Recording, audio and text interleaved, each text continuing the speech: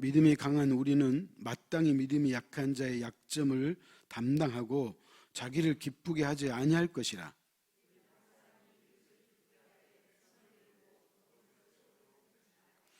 그리스도께서도 자기를 기쁘게 하지 아니하셨나니 기록된 바 주를 비방하는 자들의 비방이 내게 미쳤나이다 함과 같으니라.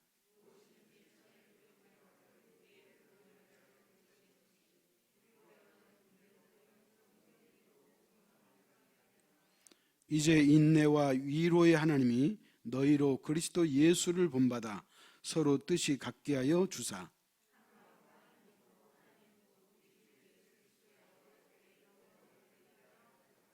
아멘.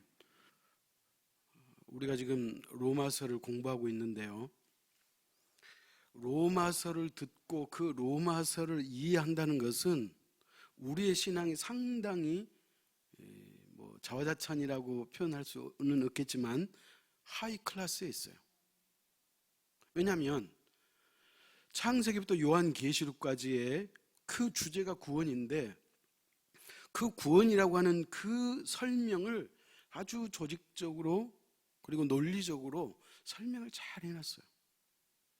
그래서 이미 여러분이 배웠듯이 로마서 1장 1절부터 로마서 11장 마지막까지 구원에 관한 설명이에요. 그리고 12장부터 마지막 16장까지는 구원받았다면, 여러분이 예수 그리스도를 믿고 구원받았다면 이렇게 살아야 되지 않겠어요?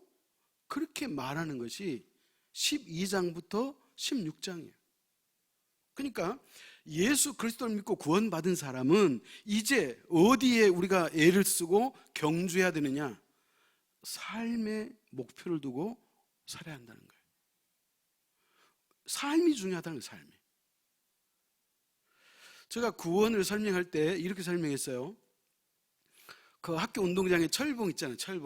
철봉이 있는데 우리가 체력장 할 때 그 철봉에서 무슨 검사죠? 턱걸이 하잖아요. 턱걸이. 혹시 그 여자분들은 오래 매달리기 하잖아요. 남자는 턱걸이 하고. 자, 그런데 우리가 이 턱걸이를 하는데 이 턱걸이를 하려고 얼마나 용을 쓰는지 몰라. 그죠? 그래서 어느 날 저는 이 철봉이 구원을 설명하는데 아주 좋은 그 아이디어가 떠올랐어요. 자, 무슨 말이냐면 예수 그리스도를 믿는 사람은 이미 턱걸이를 한 사람이야. 자, 구원을 턱걸이로 봤을 때 저와 여러분은 이미 구원받은 사람인 걸 믿으시기 바랍니다. 자, 그런데 아직도 많은 사람들이 마치 아직 구원이 완성되지 않았다 그래가지고 열심히 예수 믿고 열심히 말씀대로 살고 열심히 기도하는 그 목적이 구원받으려고 열심히 내는 것처럼 그렇게 생각하는 사람들이 있다는 거예요. 여러분, 그 생각은 100% 틀린 거예요. 구원은 우리의 노력이 단 0.00001%도 포함되지 않아요. 구원은 전적인 하나님의 은혜요, 구원은 하나님의 선물인 것을 믿으시기 바랍니다.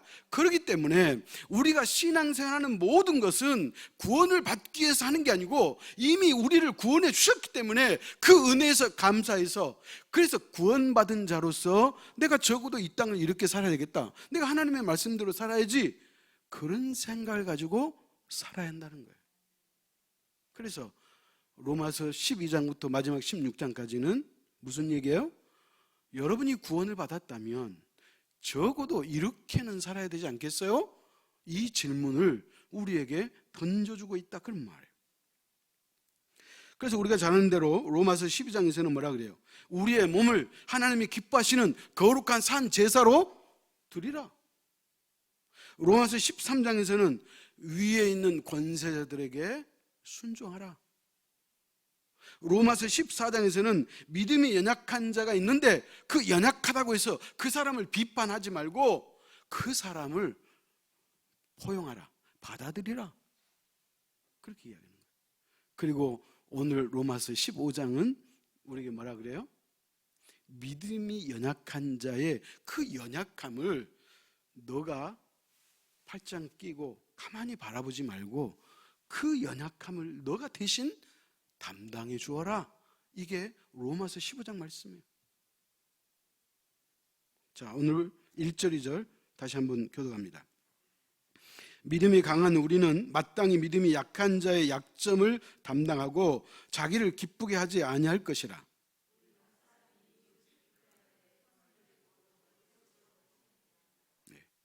그러니까 오늘 1절에서 분명한 메시지가 있잖아요. 믿음이 강한 우리는 마땅히 믿음이 약한 자의 약점을 담당하고 그랬어요. 성경은 오늘 저와 여러분을 뭐라고 표현해요? 믿음이 약하다, 강하다? 강하다고 말씀하는 거예요. 아, 목사님, 나는 믿음이 아직도 연약해요. 내가 예수 믿는 지는 꽤 됐지만 아직 믿음이 약하거든요. 이렇게 생각하는 사람이 있어요. 그럼 여러분 그렇지 않아요. 예수 믿고 구원받았다는 이 구원의 확신이 있는 사람은 이미 그 사람은 강한 사람이에요. 아멘? 그렇기 때문에 오늘 저와 여러분은 이미 우리는 강한 믿음의 소유자이기 때문에 믿음이 연약한 자의 그 연약함을 담당해 줄 의무와 책무가 있다고 성경은 말하고 있는 거예요. 그래서 로마서는 계속해서 교회 공동체 안에 두 부류가 있다. 믿음이 연약한 사람이 있고 믿음이 강한 사람이 있는데, 믿음이 강한 사람 입장에서 로마서를 쓰잖아요. 너가 믿음이 강하다고 해서 믿음이 없는 사람을 업신여기지 말고 그를 비판하지 말고, 그리고 더 조심할 것은 시험 들지 않게 하라. 그렇게 말하는 거예요. 여러분, 성경이 그렇게 말하는 거예요. 그러니까 성경은 먼저 믿은 저와 여러분이, 적어도 성경이 말하는 믿음이 강하다고 하는 저와 여러분이 믿음이 연약한 자를 사랑하고 포용하고 감싸주고 배려해야지, 손가락질하고 업신여기고 함부로 하면 안 된다. 그렇게 말하는 거예요. 그렇기 때문에 여러분, 우리가 신앙생활 하는 데 있어서 우리가 항상 겸손해야 되고요, 항상 상대를 배려할 수 있는 그런 마음이 넓은, 믿음이 넓은 저와 여러분 될 수 있기를 축복합니다. 자, 그렇다면 왜 성경은 우리에게 이렇게 말하고 있느냐? 그 이유를 예수님이 이렇게 말씀하셨어요. 찾아가십시다. 마태복음 18장 6절이에요.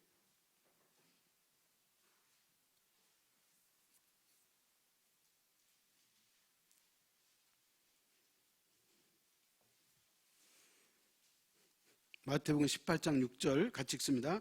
누구든지 나를 믿는 이 작은 자 중 하나를 실족하게 하면 차라리 연자 맷돌이 그 목에 달려서 깊은 바다에 빠뜨려지는 것이 나으니라. 여러분, 이것을 제가 더 자세하게 설명하면 이런 거예요. 누구든지 나를 믿는 이 작은 자 중 하나를 실족하게 하면, 이 말을 다른 말로 말하면 죄를 짓게 하면 이 말이에요. 내가 믿음이 연약한 자를 배려하지 못하고 함부로 이야기하고 손가락질하고 업신여겨가지고 그 사람이 시험 들고 그 사람이 죄를 짓게 되면 차라리 그런 사람은 연자 맷돌을 목에 메고 물속으로 뛰어드는 것이 낫겠다. 그렇게 말하는 거예요. 여러분, 이게 예수님이 이 말씀하시는 것은요, 이게 엄한 얘기예요. 엄히 명하시는 주님의 말씀인 걸 믿으시기 바랍니다. 그렇기 때문에 교회 안에 성도들은 항상 자기보다 연약한 자를 살필 줄 알고 연약한 자를 볼 줄 아는 그 눈이 열려 있어야 돼요. 나만 예수 믿고 나만 은혜 받고 우리 가족만, 내 자식만 잘 되면 된다고 하는 이런 생각은 아주 수준이 낮은, 예수를 믿기는 믿지만 주님께서 그렇게 썩 마음 내키지 않는 그런 사람의 모습이 바로 그런 사람들이에요. 사랑하는 성도 여러분, 그리스도인에게 있어서 아주 좋지 않은 것이 뭐냐? 이기주의 생각이에요. 그래서 성경은 그런 마음을 갖지 말고 믿음이 연약한 자가 있으면 그 사람의 연약감을 어떻게 하라? 대신 담당해 주어라. 그렇게 말씀하고 있는 거예요. 자, 그렇다면 오늘 본문이 우리에게 주는 메시지가 있는데, 여러분이 구원받은 그리스도인으로서 어떻게 살아야 되느냐? 첫 번째, 믿음이 연약한 자의 약점을 담당하십시오. 이게 첫 번째 메시지예요. 자, 다시 1절 찾아갑시다. 믿음이 강한 우리는 마땅히 믿음이 약한 자의 약점을 담당하고 자기를 기쁘게 하지 아니할 것이라 그랬어요. 자, 여기서 한 가지 보너스를 드리자면 그 1절 하반절은 뭐라 그래요? 믿음이 강한 사람은 어떤 일을 하지 않느냐? 하반절에 자기를 기쁘게 하지 아니한다 그랬어요. 아니 목사님, 그러면 진짜 믿음 있는 사람은 기쁘게 살지 말아야 되겠네요? 취미생활도 하지 말아야 되겠네요? 뭐 낙을 누리지 말아야 되겠네요? 그렇게 말할 수 있어요. 여러분, 그게 아니에요. 여기서 말하는 자기를 기쁘게 하지 않는다, 이 말의 의미는 뭐냐? 신앙생활을 자기 만족, 자기 기쁨을 위해서 하는 그것을 말하는 거예요. 물론 우리가 신앙생활 할 때 우리가 만족해야죠. 우리가 예수 그리스도를 믿으면 우리에게 참 평안이 있고 하나님께서 우리에게 기쁨 주신 것은 맞아요. 자, 그런데 단순히 신앙생활의 목표가 내가 안정적이고 편안하고 소위 말하면 별일이 없이 그냥 평탄하게 좋은 것이 좋은 것이요, 그런 수준의 삶을 추구하고 사는, 그렇게 살아서는 안 된다, 그런 말이 자기를 기쁘게 하지 아니한다 하는 뜻이 그런 뜻이에요. 자, 그래서 오늘 이 1절을 본론으로 들어가서 믿음이 약한 자의 약점이라고 그랬죠. 이 약점은 뭐냐? 약점의 원뜻을 봤더니요, 연약함, 그런 거예요. 연약함. 사람은 다 연약함이 있어요. 그래서 그 연약함을 그럼 어떻게 해줘야 되느냐? 담당한다, 이 말의 뜻은 뭐냐? 무거운 것을 짊어져 준다, 그런 뜻이에요. 그러니까 그 믿음이 연약한 사람의 그 연약함을 내가 대신 짊어져 주는 것, 그것이 바로 연약함을 담당한다, 그렇게 말하는 거예요. 저는 어렸을 때 우리 집은 그 아궁이에 불 때는 집이기 때문에 항상 겨울이 오면 우리 아버지 어머니가 맨날 며칠을 거의 뭐 한 달 가까이 나무를 하세요. 왜냐하면 겨울에 떼야 되니까. 그러면 그 나무가 이제 마르잖아요. 풀을 이제 나무를 베가지고. 근데 이제 뭐 산의 나무가 아니고 그 갈대 같은 풀을 벤 그런 나무거든요. 그러면 이거 이제 말려지면 이제 우리 어머니 아버지가 이제 또 나다고 칡농쿨 갖고 와가지고 그 나무를 묶어요. 그래서 이렇게 다발다발을 만들어놔요. 그러면 이 나무를 이제 우리 집에서 제일로 산골짜기에 멀리 있는 밭이 우리 밭이었거든요. 그 산에서 나무를 하셨어요. 그러니까 지게를 지고 우리 집으로 갖고 와야 돼. 그러면 저 지게 져야죠. 내 위에 3살 형 위에 형 지게 지고 우리 아버지 지게 지고 우리 어머니 또바리 들고, 또바리 알죠? 그 4사람이 나무를 지러 가요. 그러면 이제 이렇게 어린 나이도 보면 나무 다발이 많잖아요. 그럼 이제 화가 나는 거예요. 놀고 싶은데 이 나무를 다 져야 되니까. 그 방법은 하나 있어요. 그 뭐냐? 한 다발이라도 더 많이 가져가는 거예요. 응? 그래야지 왕복이 줄어드는 거예요. 예를 들어서 달랑달랑하니 편안하게 나무를 갖고 오려면 3번 나누면 될 것을 2번에 지려고 나무를 왕창 지게에 올린다는 거예요. 그때 늘 우리 어머니가 하는 말씀이 있었네요.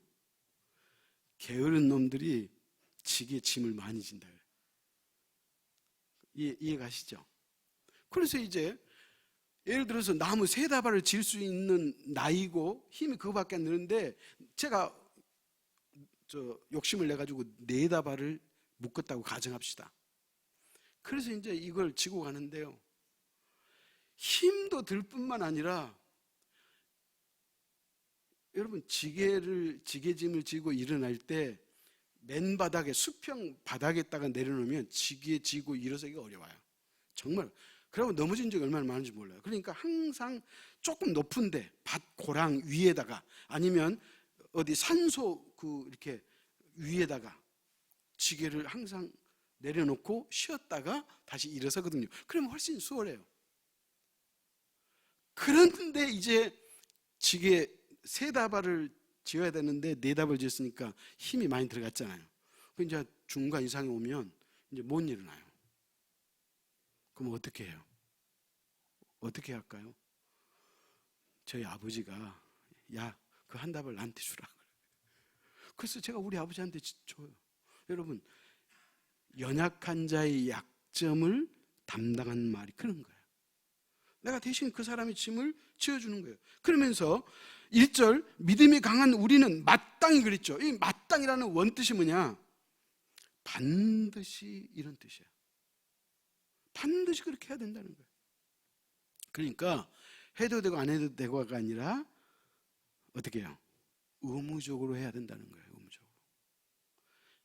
사랑하는 성도 여러분, 그러다 보니까 우리가 이만큼 신앙이 자란 것도 우리가 어렸을 때 우리를 가르쳤던 그 교회 학교 선생님들이 우리를 위해서 기도해 주시고 분방 공부 시간에 말씀해 주시고 그런 분들이 있었기 때문에 우리의 신앙이 자랐다는 거예요.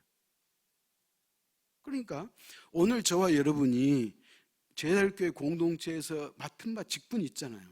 그 직분을 지른 것도 역시나 믿음이 연약한 자의 약점을 대신 져주는 것이라고 생각하면 틀림없어요.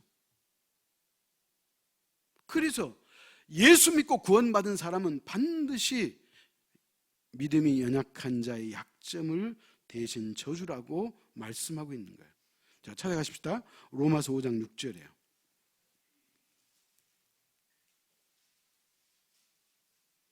로마서 5장 6절 같이 읽습니다. 우리가 아직 연약할 때에 기약대로 그리스도께서 경건하지 않는 자를 위하여 죽으셨도다. 사랑하는 성도 여러분, 예수 그리스도가 십자가에 죽으실 때 우리는 다 연약한 자들이었어요. 여러분, 예수 믿기 전이었기 때문에 우리는 당연히 연약한 자들이죠. 그런데 그 우리가 연약할 때 예수 그리스도는 기약대로, 소위 말하면 약속하신 대로 우리를 위해서 대신 십자가에 죽어주심으로 말미암아 저와 여러분이 구원받았음을 믿으시기 바랍니다. 그렇기 때문에 그리스도가 나를 위해서 대신 십자가를 져 주셨기 때문에 우리 또한 다른 사람을 위해서 대신 짐을 져주는 것이 마땅한 일이라고 성경은 말하고 있는 거예요. 그래서 이것을 우리는 그리스도를 닮은 삶이다, 그렇게 말해요. 우리 한국교회에 그 유명했던 목사님 가운데 한 분이 김정준 목사님이라는 분이 계세요. 이분이 우리 한국 교회 장로교가 여럿 있죠. 대한예수교 장로회가 있는데 대한예수교 장로회 가운데 예를 들어서 통합 측이 있고 합동 측이 있고 고신 측이 있고 뭐 합신 측이 있고 있어요. 근데 예수교 장로회 말고 기독교 장로회가 있어요. 기독교 장로회라고 하는 그 교단에서 그 교단의 신학대학교 학장도 하셨고 교수를 했던 분이 김정준 목사님인데 이분이 구약학자예요. 근데 이분의 이야기예요. 이분이 청년 시절에 폐병이 걸렸어요. 결핵이라 그러죠. 제가 어렸을 때 기억에도 우리 동네에 간혹 폐병 걸린 사람 많이 있었네요. 그래가지고 그것은 전염성 있는 거잖아요. 그리고 그 병을 앓은 사람은 아주 뼈만 남아가지고 빼뺐어요. 그 간혹 죽은 사람도 있어요. 나은 사람도 있는데 죽은 사람도 있어요.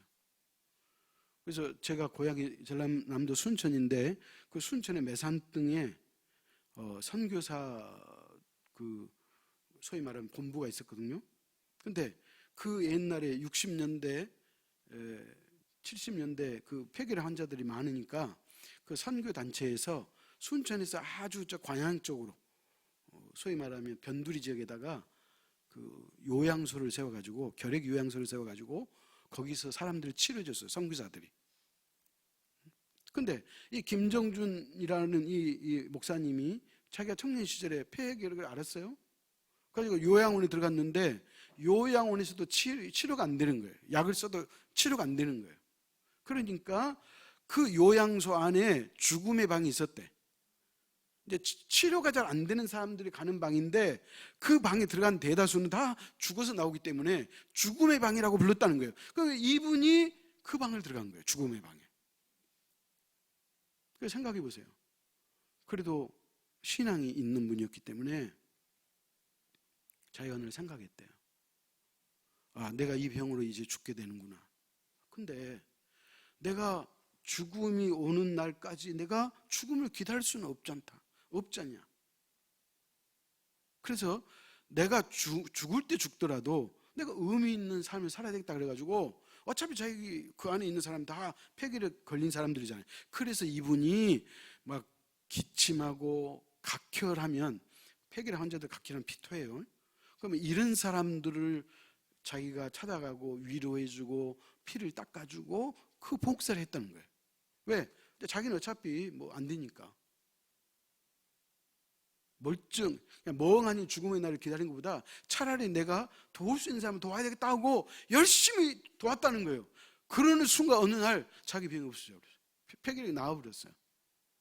이분의 간증이에요. 그래서 이분이 우리 한국의 초창기에 대학 교수로서 또 기독교 장로회 그 신학대 학장까지 예금했던 그런 분이에요. 사랑하는 성도 여러분, 우리가 이 땅에 살면서 우리보다 연약한 사람이 분명히 있어요. 그 사람을, 그 연약함을 저와 여러분이 담당해 줄 수 있기를 축복합니다. 그 다음에 두 번째는 뭐냐? 인내로 소망을 가져야 한다. 그렇게 말하고 있어요. 4절 같이 읽습니다. 무엇이든지 전에 기록된 바는 우리의 교훈을 위하여 기록된 것이니 우리로 하여금 인내로 또는 성경의 위로로 소망을 가지게 함이니라. 자, 여러분, 저와 여러분 전에는 하나님을 거역한 사람들이에요? 아니면 처음부터 하나님을 순종한 사람들이에요? 우리는 다 하나님을 거역한 사람. 이 땅에 태어난 모든 사람은 원죄를 안고 태어나기 때문에 모든 사람은 태어나자마자 하나님을 거부했던 사람들이에요.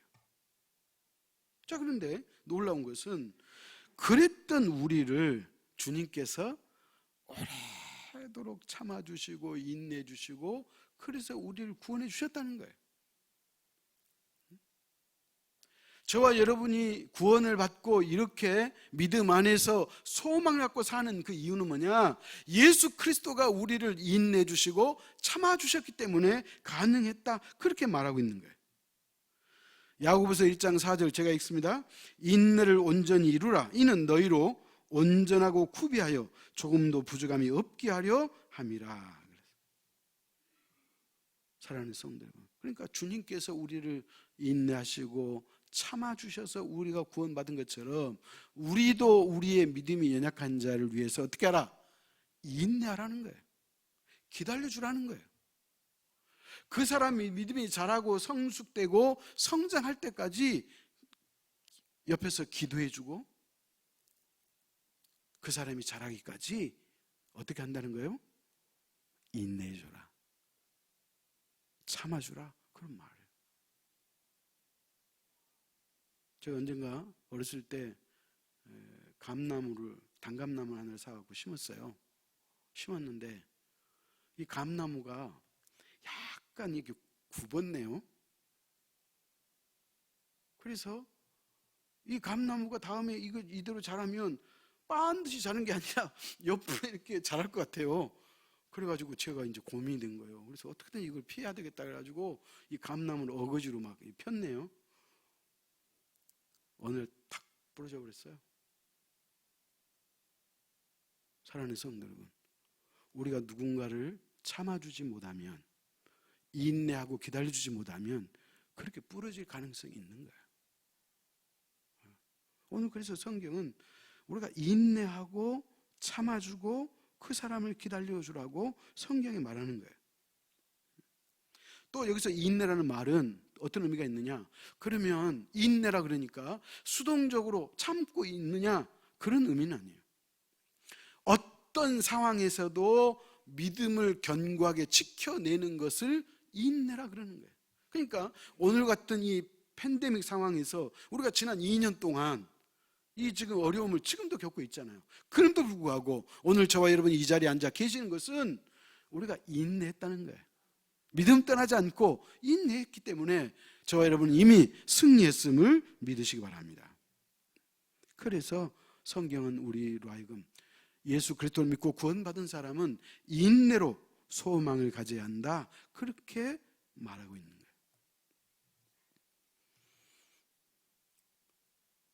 여러분, 구약에 보면 하나님께서 노아 시대에 세상을 심판하시잖아요. 그죠? 그래서 노아가 방주를 몇 년에 걸쳐서 만들었어요? 방주를 만든 기간이 무려 120년이에요. 자, 이 말을 역으로 말하면 하나님께서 노아 시대에 하나님께서 홍수로 세상을 심판하시려고 작정하셨죠. 그래서 노아를 불러가지고 너는 내가 말하는 대로 이와 같은 사이즈의 방주를 만들어라. 그래서 노아가 지금 방주를 만들고 있잖아요. 그래서 하나님께서 노아에게 그 명령을 하고 하늘에서 홍수 심판하기까지 몇 년이라는 이 갭이 생겼어요? 120년이라는 기간이 생긴 거예요. 자, 이 말의 의미는 뭐예요? 하나님께서 120년 동안 참고 기다려줬다는 거예요. 왜? 회개하고 돌아오기를 기다려줬다는 거예요. 근데 돌아왔어요? 안 돌아왔어요? 120년 동안 하나도 안 돌아온 거예요. 하나님이 그렇게 인내하고 기다려줘도 하나도 안 돌아와요. 그러나 그러면 그것이 헛된 것이었느냐? 그렇지 않잖아요. 노아의 8가정이 구원받았잖아요. 그러니까 하나님의 오래 참으심과 인내로 말미암아 노아의 8가정이 구원을 받고 그들의 후손 가운이 우리가 되잖아요. 그러므로 그리스도인은, 적어도 예수 그리스도를 믿고 구원받은 사람은 어떻게 해요? 인내하고 소망 가운데 기다리라, 그렇게 말하고 있는 거예요. 그러므로 저와 여러분도 인내하고 소망 가운데 오래 참으시고 기다려 줄 수 있기를 축복합니다. 마지막 3번째, 서로 뜻을 같이 해야 한다, 그렇게 말하고 있어요. 자, 5절 같이 읽습니다. 이제 인내와 이로의 하나님이 너희로 그리스도 예수를 본받아 서로 뜻이 같게 하여 주사. 자, 뜻을 같게 한다는 말의 의미는 뭐예요? 하나로 묶는다는 거예요. 마음을 하나로 묶는다는 거예요. 특별히 세상에 하나님께서 여러 공동체를 주셨지만 사실 어떤 공동체든지 그 공동체 구성원들이 하나가 되는 게 중요해요. 가정도 하나가 돼야 되고, 직장도 하나가 돼야 되고, 또 학교도 하나가 돼야 되고, 교회는 뭐 두말할 것이 없죠. 그러나 특히 교회는 하나가 돼야 되는 거예요. 왜? 하나님께서 교회를 통해서 당신의 구원의 역사를 이루기 때문에 그런 거예요. 아멘? 그러므로 교회가 그리스도 안에서 하나가 돼야 되는 거예요. 그러니까 오늘 성경이 뭐라 그래요? 너희가 하나가 돼야 되는데, 하나가 된다는 것은 쉽진 않아요. 그러나 어떻게 하면 하나가 될 수 있느냐? 그 앞에 단서 달았죠. 그리스도 예수를 본받아. 사랑하는 제일교회 성도 여러분이요, 저와 여러분이 예수 그리스도를 본받아 하나 될 수 있기를 축복합니다. 우리가 그리스도를 본받아서 하나가 될 때 하나가 되는 거지, 만에 하나 그리스도를 본받지 않으면서 하나가 되려고 하는 것은, 그것은 하나가 될 수도 없을 뿐더러 오히려 연약한 사람의 약점을 대신 짊어져 주는 것이 아니고 그 약점을 이용해 먹는다는 거예요. 사랑하는 성도 여러분, 세상은요 약육강식의 그 소위 말하면 원칙으로 살아가고 있어요. 이번에 보십시오. 러시아가 우크라이나를 침공했잖아요. 힘이 있으니까. 그러니까 세상의 논리는 그런 거예요. 힘이 있으면 반드시 그 힘을 가지고 힘이 연약한 사람을 이용하거나 그 사람을 소위 말하면 업신여기거나 그 사람의 약점을 이용해서 오히려 뭔가를 취득하려고 하는 것이 그게 세상의 논리라는 거예요.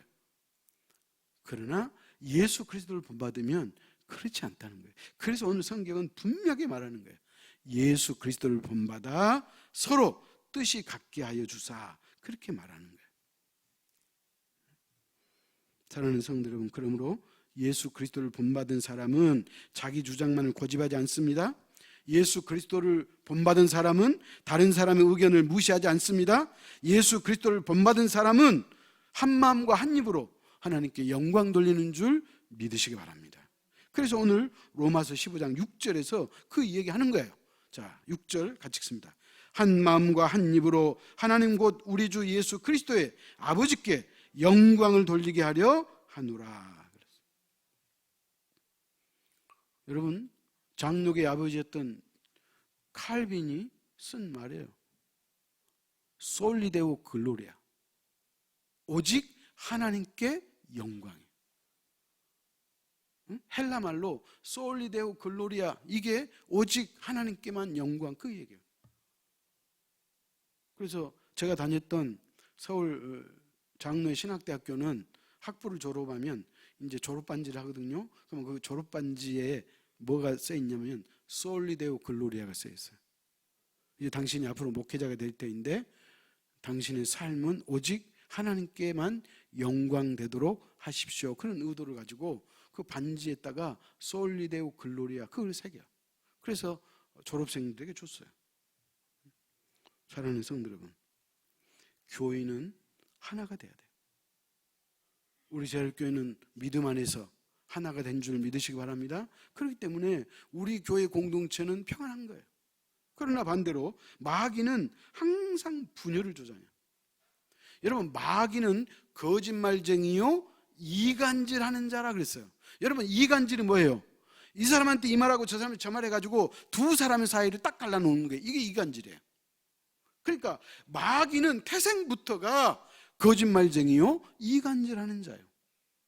그렇기 때문에 여러분, 우리가 성령에 사로잡혀 살아야지 마귀에 사로잡히면 우리는 뭐예요? 마귀의 종이 돼가지고 공동체를 흩트리고 분란을 일으키고 문제를 발생하고 사람들을 갈등케 하고, 그래서 교회 공동체를 어렵게 만드는 것이 바로 사단에게 붙들려 사는 사람 때문에 그러는 거예요. 그러므로 오늘 성경은 예수 그리스도를 본받아 한 뜻을 이루십시오, 서로 뜻이 같게 하십시오, 그렇게 말하고 있는 거예요. 미국의 리더십의 전문가였던 존 맥스웰이라고 하는 목사님이 계시는데 이분이 책을 많이 썼어요. 이분이 쓴 책 가운데 생각의 법칙이라고 하는 그 책 속에 자기 이야기가 잠깐 들어있어요. 그 내용이 뭐냐면 어느 날 이 목사님이 꿈을 꿨어요. 근데 꿈에 딱 자기 앞에 어떤 한 사람이 나타났는데 이 사람이 가면을 쓰고 나타난 거예요. 그런데 어쩌겠어요. 근데 이 가면을 쓴 사람은 이 목사님 자신을 늘 쫓아다니면서 괴롭히고 사사건건 방해만 하더라는 거예요. 누가? 가면 쓴 사람이. 그러니까 무슨 일을 계획을 세워가지고 그 일을 이제 이러면 됐다, 이제 완성됐다 라고 생각하는 찰나에 그 가면 쓴 사람이 와가지고 그것을 흩어버리더라는 거예요. 근데 이런 일들이 한두 번이 아니기 때문에 이제 꿈에 이 목사님이 어떻게든지 이 가면 쓴 사람을 제압해야 되겠다, 그래가지고 이제 소위 말하면 이 가면 쓴 사람을 붙잡고 이제 씨름한 거예요. 그리고 목사님이 이 가면 쓴 사람을 넘어뜨렸어요. 그리고 그 목사님 표현 그대로 말하면 이 가면 쓴 사람이 넘어졌잖아요. 이 사람 배 위에 딱 올라타가지고 두 손을 딱 잡고 그리고는 도대체 누군지 보고 싶어가지고 가면을 탁 벗겼다는 거예요. 그랬더니 세상에 그 가면 쓴 얼굴이 누구였냐면 자기 얼굴이더라는 거예요. 무슨 얘기예요? 자기가 자기 인생을 방해했다는 거예요. 그러니까 꿈을 통해서 하나님께서 자기에게 아주 중요한 메시지를 주셨다는 거예요. 남이 나를 방해하고, 그래서 우리는 누군가를 탓하려고 그러잖아요. 우리가 어려운 일이 있고 어떨 때 우리가 실패하면 그 원인을 다른 사람에서 찾으려고 하는 사람들이 있어. 근데 실제로 모든 대다수의 실패의 원인은 누구에게 있다?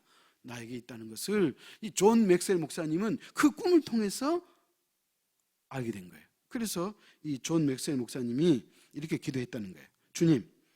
주님 뜻대로 똑바로 살지 못하게 하며 저를 망쳐왔던 존재는 다름 아닌 저 자신이었음을 깨달았습니다. 주님, 저를 불쌍히 여겨주십시오. 그랬다는 거예요. 사랑하는 성도 여러분, 그런 거예요.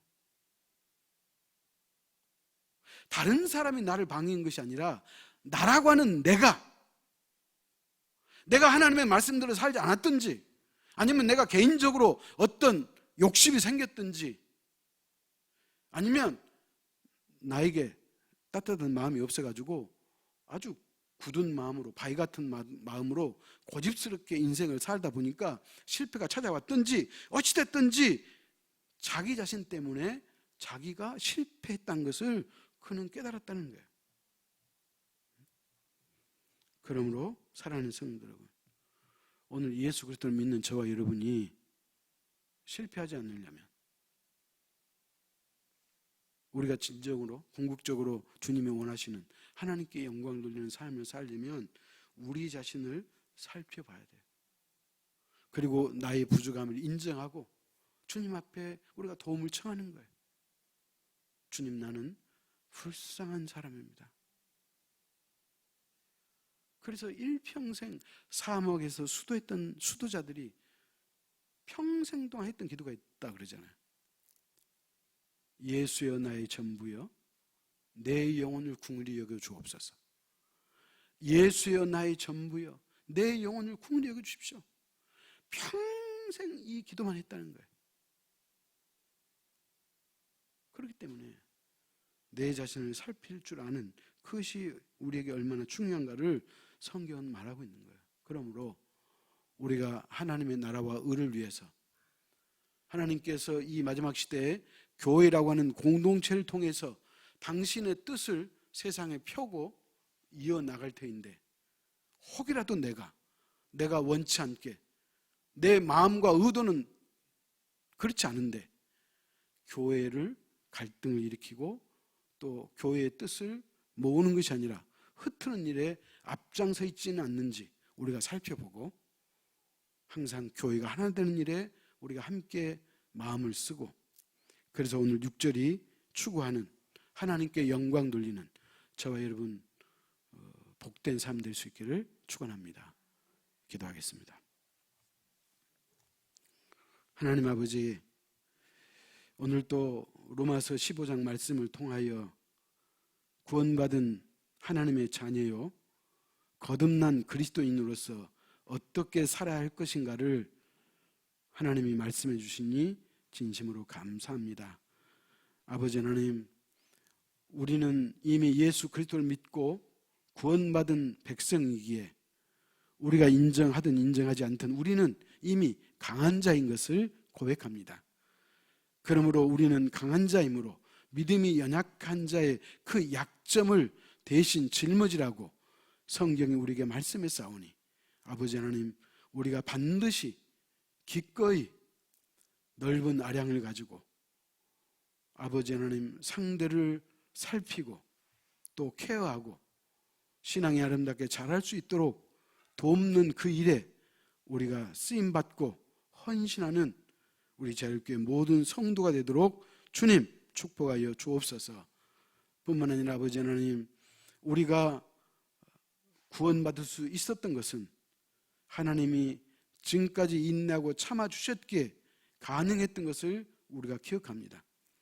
주님께서 지금으로부터 2000년 전에 이 땅에 오셔서 30년 동안 사시다가 마지막 3년을 공생의 기간을 거쳐서 우리를 위해서 십자가에 죽으시고 하늘로 승천하셨고 다시 이 땅에 오심하고 약속하셨는데, 만약에 내가 예수 믿기 전에 주님이 이 땅에 재림하셨더라면 우리는 구원받을 수 없었음을 우리가 압니다.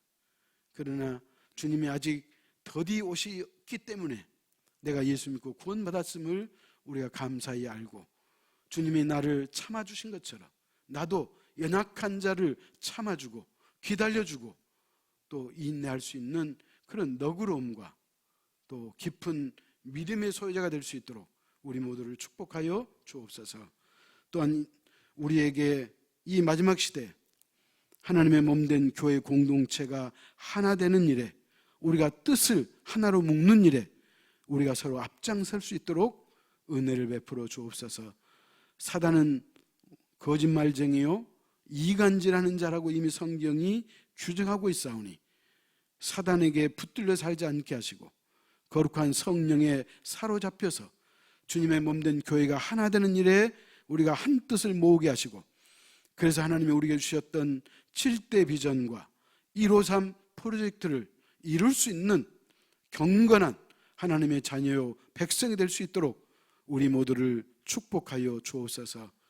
이제 우리는 예수 그리스도를 믿음으로 구원받았으므로 이제 우리의 관심은 우리의 삶에 있음을 우리가 기억합니다.